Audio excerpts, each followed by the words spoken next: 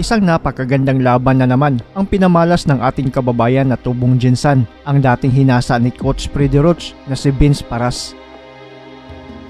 Matapos idispatsa ang mas matangkad na Hapon na si Ayumu Hanada noong Mayo via unanimous decision dito sa Pinas, ay pinadayo itong ating bida sa bansang Japan para kasahan ang isang rising prospect pa din ng Japan, ang knockout artist na si Kai Ichizawa. Di din basta-basta itong kalaban dahil sa 11 panalo nito ay isa lang ang umabot sa kamay ng mga hurado. Ang 10 ay tinapos lahat via knockout. Pero imbis na matakot ang Pinoy, ay walang kaba ito na nilusob ang kampo ng kalaban para durugin ang Hapon sa harap ng kanyang mga kababayan.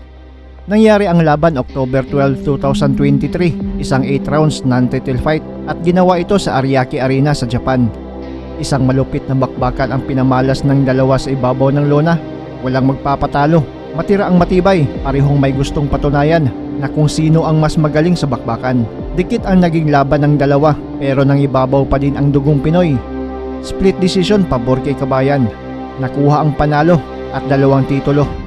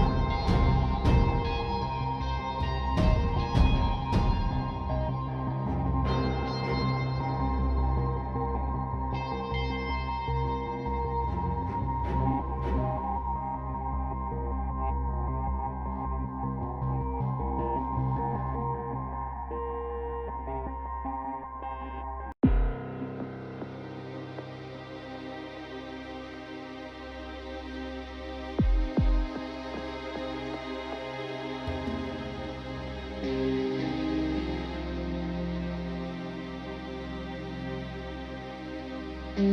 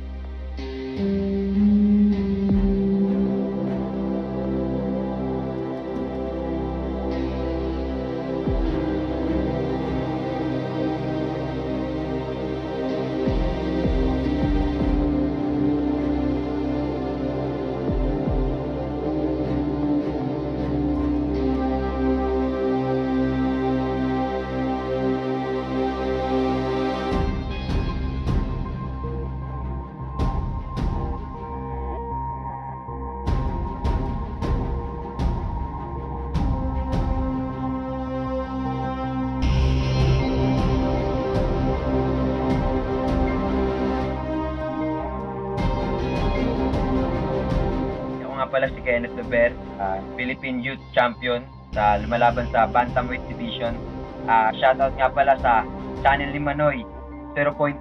Like and share, subscribe.